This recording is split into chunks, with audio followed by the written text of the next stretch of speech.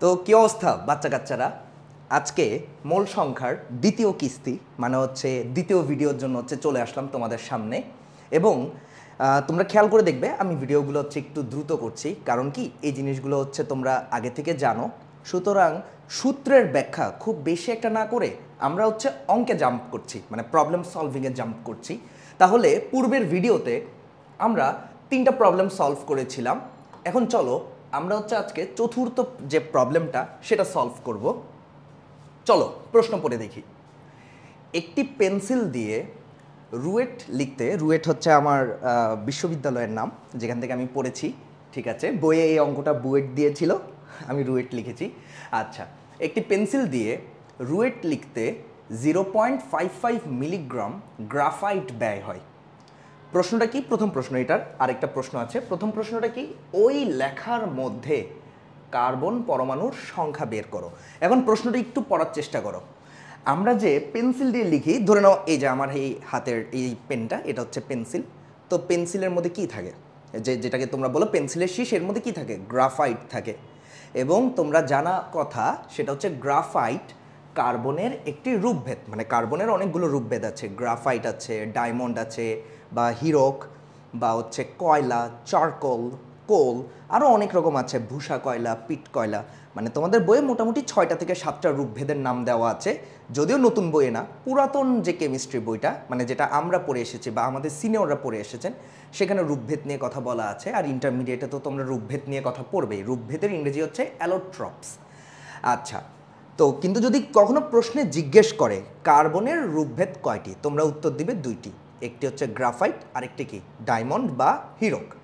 আচ্ছা, তার মানে এখানে যে বললো 0.55 মিলিগ্রাম গ্রাফাইট ব্যয় হয়, তার মানে আমরা কার্বন পরমাণু ব্যয় করেছি। মানে ধরো আমি এখানে রুয়েট লিখলাম, ধরো স্মার্ট পেনটা দিয়ে লিখলাম, ধরে নাও এটা আমার সেই পেন্সিল। তো এই পেন্সিলে যে আমি লেখাটা লিখেছি, এটা তো আমি কার্বন দিয়ে লিখেছি। তো এখানে কি আমার কিছু কার্বন পরমাণু খরচ হয়েছে। তো এই কার্বন পরমাণু যে খরচ হয়েছে, এখানে কি আছে? এখানে কার্বন পরমাণুর সংখ্যা বের করতে বলল। আচ্ছা, তাহলে চলো আমরা এই অঙ্কটা সলভ করি। এবং এই অঙ্কটা সলভ করা খুব ইজি। খেয়াল করে দেখো, আমাদের কাছে দেওয়া আছে তার মানে কার্বন পরমাণুর ভর। আমি তারপরেও এখানে লিখে দিচ্ছি, জাস্ট এই সিম্পল কথাটা তোমরা পরীক্ষাতে লিখবা। সেটা কি? গ্রাফাইট কার্বনের একটি কি রূপভেদ। আমি সমতুল্য দিয়ে লিখলাম যে গ্রাফাইট আর কার্বন একই কথা। গ্রাফাইট আর কার্বন একই কথা, ঠিক আছে? এখন খেয়াল করো, আমাদের প্রশ্নের মধ্যে দেখো গ্রাফাইট বা কার্বনের কি দেওয়া আছে? গ্রাফাইট বা কার্বনের ভর দেওয়া আছে, ডাব্লিউ দেওয়া আছে। আমাদের কাছে জানতে চেয়েছে কার্বন পরমাণুর সংখ্যা। এর মানে আমাদের এই অঙ্কে এন জানতে চেয়েছে, এন কার্বন পরমাণুর সংখ্যা। তাহলে বলো, অঙ্কটা করা খুব ইজি না? কিন্তু একটা ছোট কাজ করতে হবে, সেটা আমাদের যে কার্বন পরমাণুর ভর বা গ্রাফাইটের ভর, সেটা কত? 0.55 মিলিগ্রাম। এই মিলিগ্রামকে আমাদের গ্রামে নিয়ে যেতে হবে, কারণ আমাদের সূত্রে কি বলা ছিল? দরকার হলে চলো আমরা খুব তাড়াতাড়ি একদম প্রথম সূত্রটাই চলে যাই। এই যে খেয়াল করে দেখো, এই যে পদার্থের যে ভর, সেটা কিন্তু কিসে হওয়া লাগবে? গ্রামে হওয়া লাগবে, ঠিক আছে? এরপরে আসো, তাহলে এটাকে আমরা কিসে নিয়ে যাব? গ্রামে নিয়ে যাব। তাহলে কি লিখবো? এটা জানি, তোমরা এগুলো বুঝো। 0.55 ইন্টু 10⁻³ গ্রাম। এখন খেয়াল করো, এই অঙ্কটা করতে তোমাদের আশা করি আর তেমন কিছু বলা লাগবে না। তোমরা বলবে যে আমরা সূত্র যেটা নিব সেটা W/m, এবং আমরা সূত্র যেটা নিব সেটা n divided by Avogadro number বা Avogadro's constant, n divided by n। এবং কার্বনের মোলার ভর বা মোলার আণবিক ভর, অ্যাকচুয়ালি কার্বনের বেলায় মোলার পারমাণবিক ভর বলতে হবে, সেটা কত? 12 গ্রাম পার মোল, ঠিক আছে? তাহলে এই অঙ্ক আমাকে বাকিটা করে দিতে হবে। আচ্ছা চলো তারপরেও করে দিই, কারণ এই অঙ্কের পরবর্তী অংশের জন্য আমাদের এই ডেটাটা লাগবে। সেটা কত? n ইজ ইকুয়ালস টু কি লিখব? W/m ইন্টু গিয়ে অ্যাভোগাড্রো নাম্বার। এর মানে গিয়ে আমাদের এখানে কি লাগবে? W কত? 0.55 into 10⁻³ divided by 12 into 6.023 into 10⁻23। এর মানে আমরা এই অঙ্কটার প্রায় একদম দ্বার প্রান্তে চলে এসেছি এবং তোমাদেরকে হচ্ছে এটা ক্যালকুলেট করে দেখাই কত, সেটা হচ্ছে 0.55 ইন্টু 10⁻³ তোমরা যেই এই ভিডিওটা দেখছো এবং সাথে খাতা কলম নিয়ে বসবা, কারণ কি অনেক সময় হচ্ছে ভিডিও দেখলে যেটা হবে তোমরা মনে করবা যে তোমরা বুঝতে পারছো বা বোঝা হয়ে গিয়েছে, কিন্তু সাথে সাথে যদি একটা পাশে খাতা কলম নিয়ে তোমরা লেখা শুরু করে দাও তাহলে যেটা হবে তোমাদের একবার প্র্যাকটিস হয়ে যাবে। 2.7605 আর ডিজিট না নেই ইন্টু 10⁻19 এতটি কি লিখবো, কার্বন পরমাণু। কার্বন পরমাণু, এই যে শেষ, আমাদের অঙ্ক শেষ, অঙ্ক শেষ, এটাই আমাদের অ্যান্সার। তো বলো এই অঙ্কটা কি খুব কঠিন ছিল? সহজ অঙ্ক, তোমাদেরকে জাস্ট জানতে হবে গ্রাফাইটই হচ্ছে কার্বন, আর কিচ্ছু না। এখন এই অঙ্কের পরবর্তীটাতে পড়ো কি বলেছে। আমরা যে কার্বন পেয়েছি, মানে কার্বনটা তো আসলে তো লেখার মধ্যে ছিল, যে শব্দটা লিখেছিলাম রুয়েট, এই শব্দটা লিখতে গিয়ে হচ্ছে আমরা কার্বন পরমাণু ব্যয় করেছি। তো ওই লেখাটার মধ্যে কি ছিল, কার্বন পরমাণুর সংখ্যা ছিল, যে কতগুলো কার্বন পরমাণু আছে। তো কি বলেছে, অক্সিজেনে দহন করলে এসটিপিতে উক্ত কার্বন পরমাণু সমূহ দ্বারা উৎপন্ন গ্যাসের আয়তন লিটার এককে বের করো। তাহলে এখানে তোমাদেরকে যেটা বলেছে একটা দহন বিক্রিয়া ঘটাতে হবে, মানে আমাদের লেখাটার মধ্যে তো কার্বন পরমাণু আছেই, ওই সমস্ত কার্বন পরমাণু যতগুলো পেয়েছো, অ্যান্সারটা আমি আর বলছি না, পিছনে গিয়ে দেখাবো আবার, এই কার্বন পরমাণুগুলোকে কি করছি আমরা, অক্সিজেন গ্যাসে দহন করছি বা অক্সিজেন দিয়ে দহন করছি। তো এখানে কি হবে, এখানে আমরা কার্বন ডাই অক্সাইড গ্যাস পাবো। কার্বন হচ্ছে সলিড, অক্সিজেন হচ্ছে গ্যাস, এই ভৌত অবস্থাগুলো তোমরা জানো।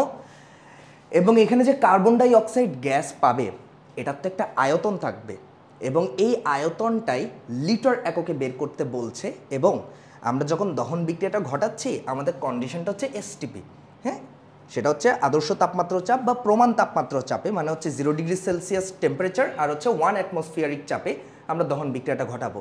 এটা বলার কারণ হচ্ছে যাতে আমরা সূত্রটা প্রয়োগ করতে পারি। তার মানে খেয়াল করো, এখানে বলেছে অক্সিজেনে দহন করলে এসটিপিতে উক্ত কার্বন পরমাণু সমূহ দ্বারা উৎপন্ন গ্যাসের আয়তন লিটার এককে নির্ণয় করা। প্রথম কথা, এখানে উৎপন্ন গ্যাসের নাম বলেনি, কিন্তু তোমরা জানো দহন বিক্রিয়াতে এখানে কার্বন ডাইঅক্সাইড গ্যাস হবে। তার মানে এখন দেখো কি করেছে, তোমাদেরকে কার্বন পরমাণুর সংখ্যা দেওয়া আছে, দেওয়া নেই, অ্যাকচুয়ালি হচ্ছে আমরা ক্যালকুলেশন করে বের করেছি, এই যে এটা বের করেছি। আর আমাদের কাছে জানতে চেয়েছে এখানে কার্বন ডাই অক্সাইড গ্যাস যে উৎপন্ন হয়েছে এটা কতটুকু উৎপন্ন হবে, কত লিটার উৎপন্ন হবে। তাহলে বলো, তোমাদেরকে দেওয়া আছে এন, তোমাদেরকে দেওয়া আছে হচ্ছে কার্বন পরমাণুর সংখ্যা, আর তোমাদের কাছে জানতে চেয়েছে যে গ্যাসটা উৎপন্ন হয়েছে সেটার আয়তন কত, এবং গ্যাসের আয়তন লিটার এককে বের করতে বলেছে। এবং কন্ডিশনটা কি দেওয়া, কন্ডিশনটা হচ্ছে দেওয়া হচ্ছে কি এসটিপি। এখন তোমরাই আমাকে বলো এখানে কোন সূত্র দুটো তোমরা অ্যাপ্লাই করবে। ভেরি ইজি, কি লিখবে, মোল সংখ্যার সূত্রটা সেটা হচ্ছে কি n divided by Avogadro number. আর এই অঙ্কটা বইয়ে আছে বা বিভিন্ন জায়গায় আছে, তবে ঐকিক নিয়ম দিয়ে করা। আমি যেটা করছি সেটা হচ্ছে ঐকিক নিয়মকে অ্যাভয়েড করে, মানে তোমাদেরকে সরাসরি সূত্র দিয়ে করে দিচ্ছি, মানে ঐকিক নিয়মে অঙ্ক অনেক বড় হয়ে যায়। তো কি লিখবো, VL ডিভাইডেড বাই কত 22.4, তোমরা এতটুকুই পড়ো, কিন্তু এটা আসলে বাস্তব মান না, মানটা একটু বড়। সেটা কত, সেটা হচ্ছে 22.414। এবার বলো এই অঙ্কটা কি করা সম্ভব না? এটা তো খুব ইজি।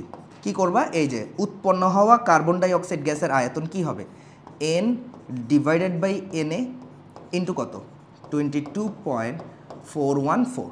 তো এনের ভ্যালু তোমরা জানো, সেটা হচ্ছে তোমরা বসিয়ে দিবে, অ্যাভোগাড্রো নাম্বারটা বসিয়ে দিবে আর গুণ দিবে কত দিয়ে 22.414, এবং অ্যান্সারটা চলে আসবে হচ্ছে লিটারে। এখন এই অঙ্কটা চাইলে এখানে থামানো যেত, এবং তোমাদের মধ্যে কেউ কেউ হচ্ছে বলতে পারবা যে ভাইয়া এই অঙ্কটা না একটু অন্যভাবেও করা যেত। সেটা হচ্ছে আমরা যদি কার্বনের মোল সংখ্যাটা বের করতাম, N/Na, এটা তো মোল সংখ্যা, এটা তো মোল সংখ্যা, এবং আমি বলতে পারতাম এই N/Na এটা হচ্ছে মোল সংখ্যা, আমি আসলে বলতে পারতাম হচ্ছে এখানে আয়তনটা হবে হচ্ছে কার্বনের মোল সংখ্যা ইন্টু হচ্ছে গিয়ে 22.414। এটা তোমরা বলতে পারো ও এখানে ছুটে গেছে 414। আচ্ছা, তাহলে এটা দিয়েও তো অঙ্কটা করা যেত। মানে তোমরা কেউ কেউ বলতে পারো সেটা হচ্ছে এখানে কেমন হতো যে আমরা এই দুইটা ইনফরমেশন দিয়ে আগে যদি আমরা কার্বনের মোল সংখ্যাটা বের করে ফেলতাম, n = W/m করে ভ্যালু দুইটা বসায় যদি আমরা এখানে কত মোল কার্বন আছে এটা যদি বের করে ফেলতাম, তাহলেই তো এই ভ্যালুটাকেই তো আমরা ডিরেক্ট এখানে ইনপুট দিয়ে দিতে পারতাম এবং অবশ্যই পারতা। তবে একটা জিনিস সেটা হচ্ছে চেক করতে হবে, এবং এটাই তোমরা চ্যাপ্টার 7-এ পড়ে আসো। সেটা হচ্ছে দেখো এভাবেতে বোঝো 1 মোল কার্বনের দহন করলে 1 মোল কার্বন ডাই অক্সাইড গ্যাস পাওয়া যায়। এই রিলেশনশিপটা দেখো, যদি কখনো এরকম কোনো একটা রিয়াকশন হতো যেখানে হচ্ছে এর 1 মোলের দহনে এদিকে যে গ্যাসটা উৎপন্ন হচ্ছে এটা যদি 2 মোল হতো, তখন কিন্তু আমাদের অঙ্কের অ্যান্সারে একটা 2 দিয়ে গুণ করতে হতো। এটা 1 মোল বুঝতে পারলাম, কিন্তু এটার 1 মোলের দহনে যে গ্যাসটা উৎপন্ন হচ্ছে যদি 2 মোল হয়, বা ধরো এটার 2 মোলের দহনে এটা 1 মোল হয়, তখন হাফ দিয়ে গুণ করতে হইতো। তো তোমরা হয়তো আমার কথা বুঝছো না, তবে এরকম একটা বিক্রিয়া দেখাই। সেটা হচ্ছে ধরো সালফারকে অক্সিজেন দিয়ে দহন করলে সালফার ডাইঅক্সাইড গ্যাস পাওয়া যায়। Very good. তার মানে তোমরা বলতে পারো 1 মোল সালফারের দহনে 1 মোল সালফার ডাইঅক্সাইড গ্যাস হয়। খুব সুন্দর। মোল সংখ্যার যে কোইফিশিয়েন্ট বা মোল নাম্বারের যে রেশিওটা সেটা সমান, কিন্তু সেই সালফার ডাই অক্সাইডকেই যখন আমরা পুনরায় দহন করি তখন হচ্ছে আমরা সালফার ট্রাই অক্সাইড গ্যাস পাই। কিন্তু এখানে কিন্তু আমাদের কি করতে হবে, সমতা করতে হবে। সেটা কি? সেটা হচ্ছে এই যে এই কথাটাই বলতে যাচ্ছিলাম, সেটা হচ্ছে 2 মোল সালফার ডাই অক্সাইড গ্যাসের দহনে 2 মোল সালফার ডাই অক্সাইড গ্যাসের দহনে ওয়াও কি হচ্ছে এখানে, চলো হয়তো বেশি ওই কর্নারে চলে যাচ্ছি, এই জন্য হচ্ছে গিয়ে লেখা নিচ্ছে না পেন, এবং এখান থেকে কি নিব, এক কাজ করি সাদাই নিই। সেটা হচ্ছে এই যে 2 মোল ওয়াও এখানে নিচ্ছে আচ্ছা এটা হয়তো হ্যাঁ যাও বুঝতে পেরেছি, অনেক বেশি কর্নারে চলে এসেছি। তো সেটা হচ্ছে 2 মোল সালফার ডাই অক্সাইডকে অক্সিজেন দিয়ে দহন করলে 2 মোল সালফার ট্রাইঅক্সাইড গ্যাস পাওয়া যায়। এদের রেশিও কিন্তু আবার কি সেম, এবং এই জিনিসটাই হ্যাঁ আমি জানি এভাবেতে তোমাদেরকে হচ্ছে স্কুলে পড়ানো হয় না, তবে এভাবেতেই পড়া হচ্ছে গিয়ে সব থেকে সহজ। সেটা কি আমি বলতে পারি, সালফারের মোল সংখ্যা ডিভাইডেড বাই সালফার ডাই অক্সাইডের মোল সংখ্যা কত। তোমরা বলবে দুজনেরই মোল সংখ্যা কত, 1 1 করে। এই জন্যই তো তোমরা এভাবে লেখো, সালফারের মোল সংখ্যা যা, সেই সালফারকে দহন করলে যে সালফার ডাই অক্সাইড গ্যাস পাবে সেটার মোল সংখ্যাও কি হবে, সেম হবে। বোঝা গেল?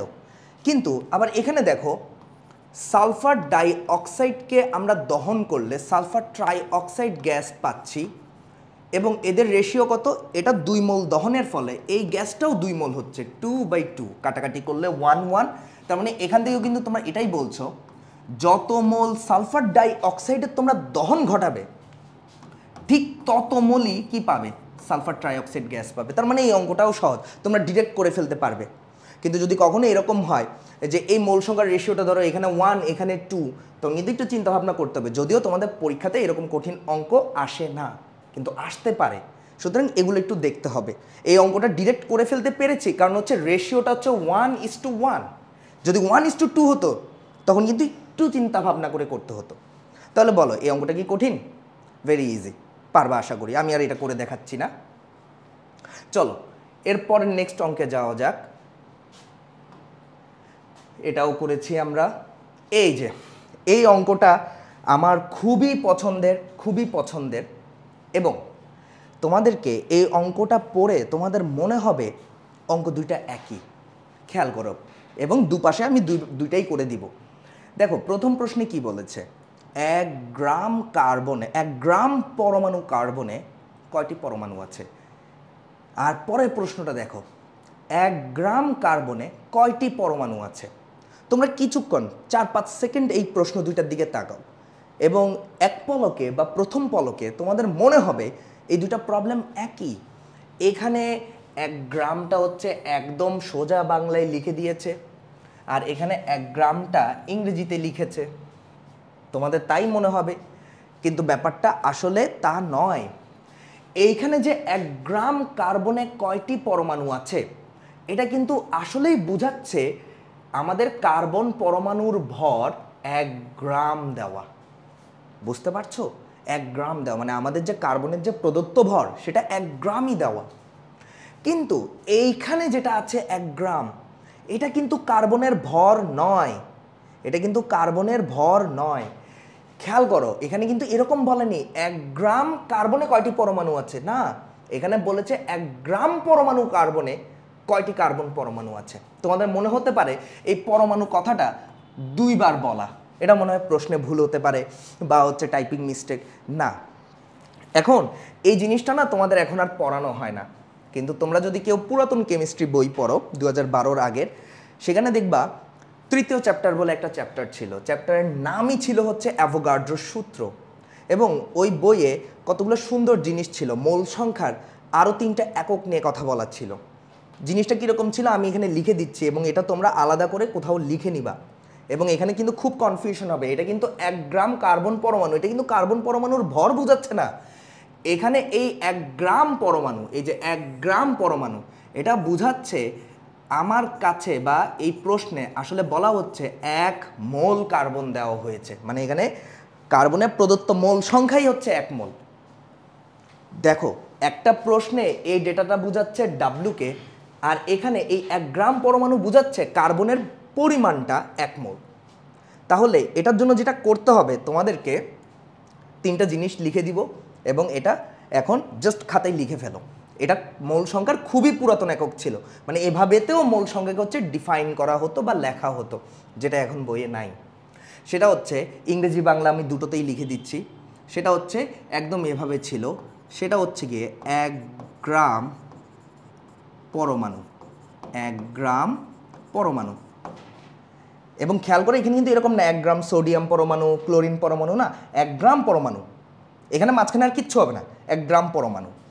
এটা দিয়ে আসলে আমরা বুঝাই 1 মোল পরমাণু, 1 মোল পরমাণু। যেরকম উদাহরণ তোমরা দেখতেই পাচ্ছ, 1 গ্রাম পরমাণু, যেরকম ধরো একটা উদাহরণ দিচ্ছি, এবং এখানে ব্যাপারটা এরকম না যে তোমরা চাইলে এটাকে 1 1 ওভাবে লিখতে পারবে না, এখানে একবারে এরকম ভেঙেই লিখতে হবে, এটাই নিয়ম। ধরো আমি তোমাদেরকে হচ্ছে বললাম 1 গ্রাম পরমাণু, আচ্ছা এখানে তো কার্বন দিয়ে উদাহরণ দেওয়াই আছে, তাহলে আমি এক কাজ করি, আমি সোডিয়াম নিই। 1 গ্রাম পরমাণু সোডিয়াম, যেটা একটা ধাতু। এর মানে কি বোঝাচ্ছে? এর মানে বোঝাচ্ছে এই এতটুকু অংশ, এই 1 গ্রাম পরমাণু, এটা বোঝাচ্ছে হচ্ছে তার মানে আমার কাছে এখানে 1 মোল সোডিয়াম আছে, আর সোডিয়াম পরমাণু, তাই শেষে হচ্ছে পরমাণু লিখছি। ঠিক আছে, এবার আসো, এটা তো পরমাণু দিয়ে দেখলাম, আমাদের কি শুধু পরমাণু আছে? অণুও আছে। যেরকম হচ্ছে একটা উদাহরণ দেই, সেটা হচ্ছে এই উদাহরণটা নেই, সেটা হচ্ছে 1 গ্রাম অণু, মানে অণুর বেলায় অণু লিখতে হয়, পরমাণুর বেলায় পরমাণু লিখতে হয়। 1 গ্রাম অণু, এটার মানে বোঝাচ্ছে 1 মোল অণু। ঠিক আছে, যেরকম উদাহরণ দেই, তোমাদেরকে যদি কখনো প্রশ্নে এরকম বলে দেয় 1 গ্রাম অণু অক্সিজেন, এখন বুঝো অক্সিজেন তো অণুও হয় পরমাণুও হয়, কিন্তু তোমরা তোমাদের এককটা দেখো, এককটা হচ্ছে 1 গ্রাম অণু, তার মানে এখানে অক্সিজেন অণুর কথাই বলা হয়েছে। এবার হচ্ছে তোমরা লিখবে আচ্ছা আচ্ছা এটার মানে হচ্ছে তাহলে 1 মোল অক্সিজেন অণু। আশা করি বুঝতে পেরেছো। এবং এই সেম কথা না আয়ন দিয়েও বলা ছিল, তবে সেটা এখন জানার দরকার নেই, তারপরেও লিখে দিচ্ছি, খুব ইজি। আয়নের বেলায় তো তোমাকে আয়নই বলতে হবে। সেটা হচ্ছে এরকম ছিল, ধরো 1 গ্রাম আয়ন, এটার মানে হচ্ছে গিয়ে 1 মোল আয়ন। যাও বাংলাতেই লিখছি আয়ন। যেরকম আমি যদি একটা উদাহরণ দেই, সেটা হচ্ছে ধরো আমি প্রশ্নে বললাম সেটা হচ্ছে 1 গ্রাম সোডিয়াম প্লাস, সরি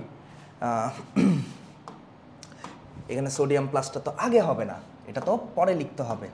সেটা কি? সেটা হচ্ছে 1 গ্রাম আয়ন সোডিয়াম প্লাস। এর মানে কি? এর মানে হচ্ছে বোঝাচ্ছে 1 মোল সোডিয়াম আয়ন। এটাই ছিল, এবং এই এককটা এখন বই থেকে হঠাৎ করে হচ্ছে উধাও হয়ে গেছে, যার কারণে এই প্রশ্নটা দেখে, দুটো প্রশ্ন দেখে একই মনে হলেও আসলে একই নয়, আসলে একই নয়। আর তোমরা যারা ইংলিশ ভার্সন তাদের জন্য জিনিসটা হচ্ছে এভাবে লেখা থাকে, জিনিসটা হচ্ছে এভাবে লেখা থাকে 1, এই যে গ্রামকে একবারে ভেঙে লিখতে হয় GRAM, 1 গ্রাম অ্যাটম। এর মানে কি? এর মানে হচ্ছে 1 মোল অ্যাটম।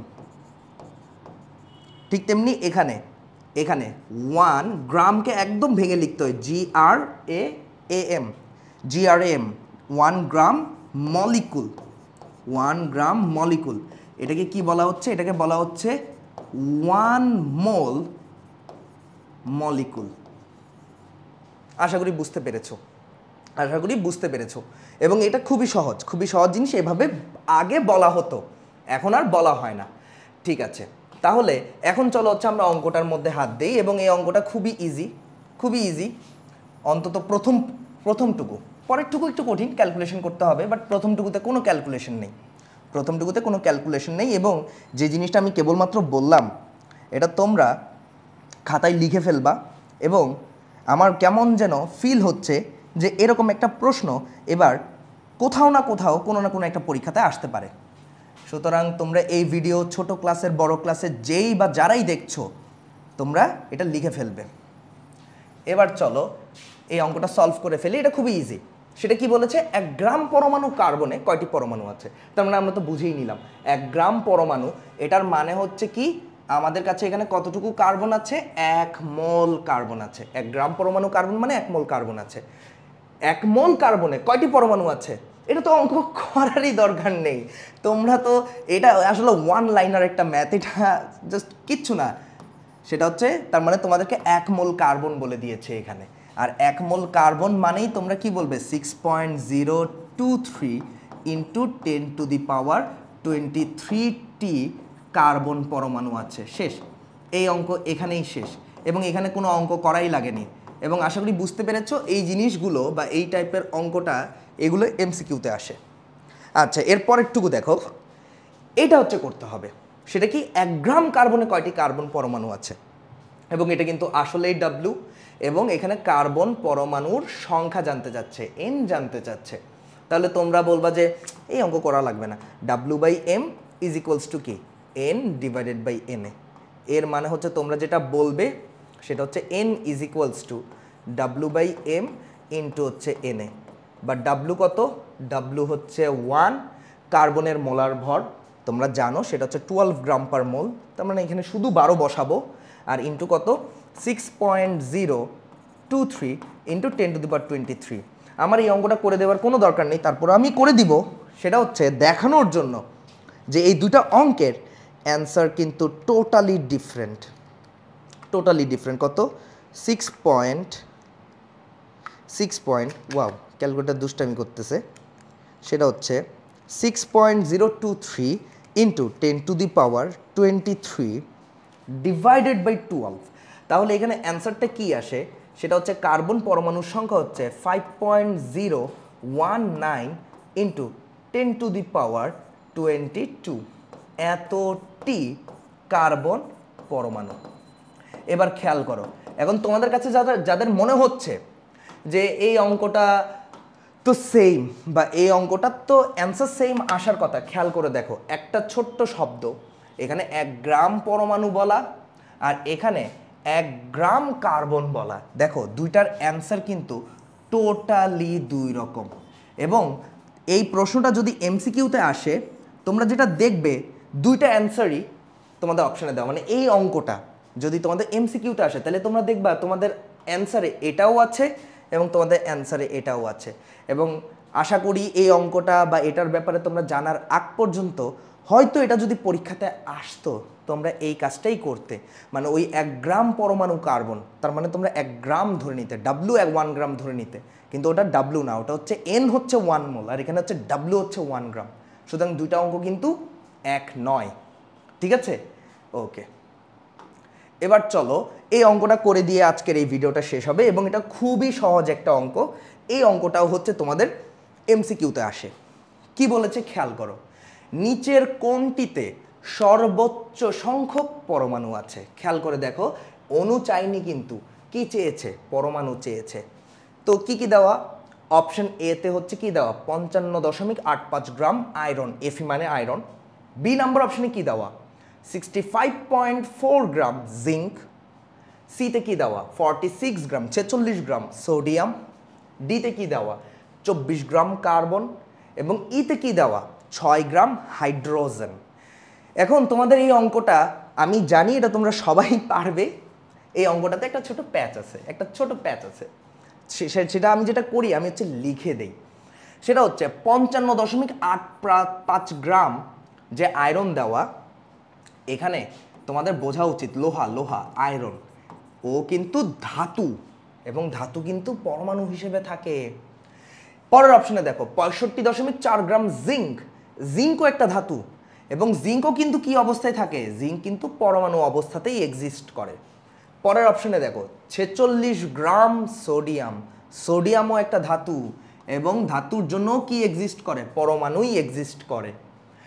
এবার আসো ডি নাম্বার অপশনে 24 গ্রাম কার্বন, কার্বন একটা অধাতু এবং অধাতুদের পরমাণুও হয়, অধাতুদের অণুও হয়। তবে কার্বন তোমরা যদি একটু পর্যায় সারণী পড়ে থাকো তাহলে তোমরা জানবা কার্বনের পরমাণু হয়, কার্বনের পরমাণু হয়। তার মানে এইখানেও কার্বন কি? পরমাণু। কিন্তু কিন্তু কিন্তু ই নাম্বার অপশনে দেখো, ই নাম্বার অপশনে কি বলেছে? 6 গ্রাম হাইড্রোজেন। এবং খেয়াল করো H2, তোমাদেরকে এটা পড়াতে পড়াতে আমরা না বুড়া হয়ে যাই। সেটা হচ্ছে যদি H দেখো, আমরা ইভেন এমনও বলি যে H হচ্ছে কি? হাইড্রোজেনের পরমাণু, আর H2 হচ্ছে হাইড্রোজেনের কিন্তু কি? অণু। আশা করি বুঝতে পেরেছো। এখানে 5টা অপশনের মধ্যে 4টা অপশনই হচ্ছে পরমাণু নিয়ে, কিন্তু 5 নম্বর অপশনটা হচ্ছে অণু নিয়ে। কিন্তু প্রশ্নে কিন্তু কি চেয়েছে? নিচের কোনটিতে সর্বোচ্চ সংখ্যক পরমাণু আছে? বুঝতে পেরেছো অঙ্কের মধ্যে ঝামেলা কোথায়? এই ছোট্ট ঝামেলা যে 4টা অপশনে পরমাণু আর 5 নম্বর অপশনটাতে হচ্ছে অণু। এবং তোমরা জানো অণুকে কেমনে পরমাণু করতে হয়, সেটা হচ্ছে একটা হাইড্রোজেন অণুতে, তোমরা জানো এটা পড়তে পড়তে তোমরাও বুড়া হয়ে গিয়েছো। সেটা কি? একটা হাইড্রোজেন অণুতে কি আছে? 2টি হাইড্রোজেনের পরমাণু বিদ্যমান। এটা তোমরা জানো এবং এটা তোমরা সংকেত দেখেই বলে দিতে পারো, ঠিক আছে? এটা আহামরি কোনো ফ্যাক্ট না। এখন হচ্ছে এই অঙ্কটা কেমনে করব। তাহলে খেয়াল করো, আমরা প্রত্যেকের না মোল সংখ্যা বের করবো। এখন তোমরা যেটা বলবে যে ভাইয়া এখানে সবার ডাব্লু দেওয়া আছে, আয়রনের ভর দেওয়া আছে, জিঙ্কের ভর দেওয়া আছে, সোডিয়ামের ভর দেওয়া আছে, কার্বনের ভর দেওয়া আছে, হাইড্রোজেন অণুর, বা এটা জানো হাইড্রোজেন এখানে আসলে গ্যাস, হাইড্রোজেন গ্যাসের ভর দেওয়া আছে। তাহলে তোমরা যেটা বলবে সেটা হচ্ছে হাইড্রোজেন, এদের ভর থেকে আমরা এদের মোল সংখ্যায় যাব, মোল সংখ্যায় যাব। আর মোল সংখ্যাকে হচ্ছে অ্যাভোগাড্রো নাম্বার দিয়ে যদি গুণ করি তাহলে পরমাণুর সংখ্যা পাবো।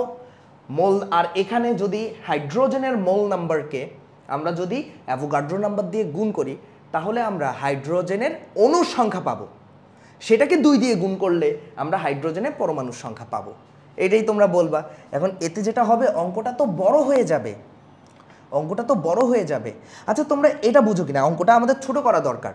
হ্যাঁ আমাদের, হ্যাঁ থিঙ্কিং প্রসেস তোমরা বড় করে চিন্তা করো, কিন্তু লেখার জন্য কি সব লিখবা? একটু চিন্তা করো। সেই চিন্তাটা কি দেখো, সেটা হচ্ছে যার মোল সংখ্যা বড়, বা এই 5টা অপশনের মধ্যে যেখানে তোমরা দেখবে মোল সংখ্যা বড়, তার মানে সেখানে অণুর সংখ্যা, এটা বলতে বলতে না আমি বুড়া হয়ে গিয়েছি। সেটা হচ্ছে বারবার বলেছি, অ্যাভোগাড্রো সূত্রের মধ্যে এই যে আমরা এনকে দেখি, এই এন কিন্তু কি? এই এন কিন্তু অণুর সংখ্যা, এই এন কিন্তু অণুর সংখ্যা। দরকার হলে চলো আমরা পিছনে একবার খুব দ্রুত হচ্ছে ট্রাভেল করে আসি। এই যে দেখো এইখানে এইখানে এই যে এন বা প্রথম ভিডিওতেই তোমরা দেখবে আমি এগুলো একটু একটু করে এক্সপ্লেইন করেছি, সেটা হচ্ছে এখানে যে এন, এই এন কিন্তু কি, এই এন হচ্ছে অণুর সংখ্যা মূলত। তাহলে এখন তোমাদের মধ্যে কেউ একজন বলবে বা কেউ কেউ বলবে কেমন যেন হয়ে গেল না, সেটা হচ্ছে এইখানে এইখানে এখানে আয়রন পরমাণু, জিঙ্কও হচ্ছে পরমাণু, সোডিয়ামও হচ্ছে পরমাণু, কার্বন হচ্ছে পরমাণু। মানে যারা পরমাণু হিসেবে থাকে তাদের জন্য হচ্ছে এন দিয়ে বোঝায় পরমাণুর সংখ্যা, স্বাভাবিক জিনিস। বা ধাতুর জন্য আমরা বলি পরমাণুর সংখ্যা। আর এই অধাতু, কার্বন অধাতুটাও পরমাণু হিসেবে থাকে বলে এদের জন্য এন এর পরিচয় কি, এন এর পরিচয় হচ্ছে পরমাণুর সংখ্যা। এন এর পরিচয়টা কি, এন এর পরিচয়টা হচ্ছে পরমাণুর সংখ্যা। কিন্তু যেসব অধাতু বা যারা যারা অণু হিসেবে থাকে তাদের জন্য কিন্তু এন এর পরিচয় কি, তাদের জন্য হচ্ছে এন এর পরিচয় হচ্ছে অণুর সংখ্যা। এই জিনিসটাই সাবধান হইতে হবে, এই জিনিসটাই সাবধান হইতে হবে। পরমাণুর জন্য পরমাণুর সংখ্যা, আর অণুর জন্য প্রথমে বুঝাবে অণুর সংখ্যা। আর তোমার অঙ্কে যদি পরমাণুর সংখ্যা চাই তাহলে দেখতে হবে ওর ওই অণুতে কতগুলো পরমাণু আছে, 2টা থাকলে 2 দিয়ে গুণ করবা, 3 থাকলে 3 দিয়ে গুণ করবা। যেরকম আমি যদি ওজোন দিয়ে দেই O3, তাহলে ওজোনের যদি আমি বলি ওজোনের মধ্যে কতটি পরমাণু আছে, ধরো ডেটা দেওয়া আছে, তাহলে তোমরা যেটা করবা প্রথমে হচ্ছে ওজোন গ্যাস, এটা গ্যাস, ওজোন গ্যাসে তোমরা অণুর সংখ্যা বের করবে, মানে ওজোনের জন্য এন অণুর সংখ্যাই বুঝাবে। এরপরে সেটাকে কি করবে, সেটাকে 3 দিয়ে গুণ করবা, কারণ একটা ওজোন অণুতে 3টা অক্সিজেনের পরমাণু বিদ্যমান। তো 3 দিয়ে গুণ করে দিলে তোমরা ওজোনের অণুতে মোট অক্সিজেন পরমাণুর সংখ্যা পেয়ে যাবে। বুঝেছো? তো এভাবেই হচ্ছে অঙ্কগুলা করতে হবে। আচ্ছা, এখন আসো তাহলে এই অঙ্কটা সলভ করা যাক। এবং এই অঙ্কটা সলভ করতে গিয়ে কি বললাম, যে আমরা তো বুঝেছি প্রথমে হচ্ছে এখানে 5টা অপশনে আমরা কি করব, আমরা হচ্ছে ওদের মৌল সংখ্যাগুলো বের করব। এবং সেই মৌল সংখ্যাকে যদি আমরা অ্যাভোগাড্রো সংখ্যা বা অ্যাভোগাড্রো নাম্বার দিয়ে যদি আমরা গুণ করে দেই, তাহলে আমরা কি পাবো, আমরা পাবো হচ্ছে গিয়ে কি পাবো, প্রথম 4 জনের জন্য পাবো হচ্ছে পরমাণুর সংখ্যা, আর হাইড্রোজেনের জন্য পাবো অণুর সংখ্যা। সেটাকে 2 দিয়ে গুণ করলে পাবো হাইড্রোজেনের পরমাণুর সংখ্যা। কিন্তু করার তো দরকার নেই, এটা তো বুঝতেছি যে এখানে যার মোল সংখ্যা বেশি হবে তার মানে ওই পদার্থটার এই 5টা অপশনের মধ্যে তার অণুর সংখ্যা কি হবে, বেশি হবে। এটা তো আমরা বুঝি নাকি, এটা তো আমরা বুঝি, তার অণুর সংখ্যা বেশি হবে। মানে আমি যেটা বলতে চাচ্ছি, আমি এখানে কারোরই অণুর সংখ্যা বের করব না, আমি আসলে ডিসিশনটা মোল নাম্বার থেকেই নিয়ে নিব। বা দেখাই অঙ্কটা আমি আরেকটু আগাই, তাহলে হচ্ছে তোমরা বুঝতে পারবে যে আমি কি বলতে চাচ্ছি। আসলে এই অঙ্কটা খুবই সহজ, কিন্তু সময় নিচ্ছি, কারণ মাঝে মধ্যে অঙ্ক সমাধান করে দেওয়ার চাইতেও কিভাবে চিন্তা করতে হয় সেটা শেখানোটা ইম্পর্টেন্ট হয়ে দাঁড়ায়। আচ্ছা, তাহলে আসো প্রথম পার্টটুকু, এ নাম্বার অপশনটা চেক করি। সেটা কি, সেটা হচ্ছে আমরা আয়রনের মোল সংখ্যা বের করি, এগুলো তোমরা জানো। সেটা হচ্ছে কি, মোল নাম্বার বের করার সূত্র হচ্ছে N=W/M। আয়রন কতটুকু দেওয়া আছে, 55.85 গ্রাম। এবং আয়রনের মোলার ম্যাস মানে হচ্ছে মোলার আণবিক ভর বা পারমাণবিক ভর কত, সেটা হচ্ছে কত, সেম তো। মানে হ্যাঁ, তোমরা বলতে পারো আসলে সেম ইনফরমেশন দেওয়া যাতে অঙ্কটা সহজ হয়। তাহলে কাটাকাটি করলে কত হয়, তার মানে তোমরা এখানে বলবে তোমাদের কাছে এখানে 1 মোল আয়রন, এই যে ইচ্ছা করে এই কথাটা লিখছি, 1 মোল আয়রন পরমাণু আছে। এবার আসো বি নাম্বার অপশনটা চেক করি, কি বলেছে, সেটা হচ্ছে মোল নাম্বার কার বের করব, জিঙ্কের। তাহলে কত, W/M। আবার জিঙ্ক কতটুকু দেওয়া, আচ্ছা 65.4 গ্রাম। কিন্তু জিঙ্কের যে মোলার পারমাণবিক ভর, মানে যেটাকে তোমরা এম বলো আর কি, সেটা কত, সেটাও তো 65.4। আমি এগুলো আলাদা করে লিখছি না, কারণ এগুলো তোমরা জানো বা এগুলো তোমাদের মুখস্থ রাখা দরকার বিভিন্ন অঙ্ক করার জন্য। তো কাটাকাটি গেলে আল্লাহ, এটাও তো সেম, কি সেটা হচ্ছে 1 মোল জিঙ্ক পরমাণু। এবার আসো সি নাম্বার অপশনটা চেক করো, সেটা হচ্ছে কি, আমরা সোডিয়ামের মোল সংখ্যা বের করব। তাহলে W/M এবং বলো সোডিয়াম কতটুকু দেওয়া, 46 গ্রাম, 46 গ্রাম। এবং সোডিয়ামের মোলার পারমাণবিক ভর, মানে যেটাকে তোমরা আর কি আণবিক ভর বলতে আর কি, কত, 23। তো ভাগ করে দেখো কত আসে। আচ্ছা, এই একটা অঙ্ক যেটা একটু ভিন্ন অ্যান্সার পেলাম, সেটা কি 2 মোল সোডিয়াম পরমাণু। ওকে, এবার আসো এটার পরেরটা দেখি, সেটা কি ডি নাম্বার অপশানে। এটাও তোমরা আসলে যারা যারা বোঝার তারা বুঝে ফেলছো, সেটা হচ্ছে কার্বনের মোল সংখ্যা। কি লিখবে? W/m, ডাব্লু কত? 24, আর কার্বনের মোলার পারমাণবিক ভর কত? 12। তার মানে তোমাদের কাছে এখানে কি আছে? 2 মোল কার্বন পরমাণু আছে, ঠিক আছে? 2 মোল কার্বন পরমাণু আছে। কোথায় লিখছিলাম, কোথায় চলে গেলাম? ঠিক আছে, এবার আসো ই নাম্বারে, সেটা কি? হাইড্রোজেন। এই যে এখানে কিন্তু H2 মানে কিন্তু হাইড্রোজেন অণু, এটা হাইড্রোজেন অণুর মোল সংখ্যা বের করছি। তো কি লিখবো? W/m। ডাব্লু কত? 6। বলো হাইড্রোজেনের মোলার আণবিক ভর কত? মানে তোমরা যেটাকে আণবিক ভর বলতে আর কি, আণবিক ভর বলতে আর কি 2, কিন্তু ইন্টারমিডিয়েটে উঠে তোমরা এটা শিখবা। অণুর জন্য মোলার আণবিক ভর, পরমাণুর জন্য মোলার পারমাণবিক ভর। ইংরেজিতে হচ্ছে মোলার মলিকুলার ম্যাস আর মোলার অ্যাটমিক ম্যাস। মানে যেটাকে তোমরা মলিকুলার ম্যাস বলতে, ইন্টারমিডিয়েটে উঠে দেখবে এদের পরিচয় বদলে গেছে। এগুলো নিয়ে আমরা অন্য সময় কথা বলবো। তাহলে এখানে কি বলবে? এখানে বলবে তোমাদের কাছে 3 মোল কি আছে? হাইড্রোজেন অণু আছে। ওকে, আচ্ছা, তো এটা পরমাণু, এটা পরমাণু, এটা পরমাণু, এটাও পরমাণু, কিন্তু এটা কিন্তু কি? অণু। তাহলে এবার কি বলবে? তোমাদের লাগবে হাইড্রোজেনের মোল সংখ্যা পরমাণুর।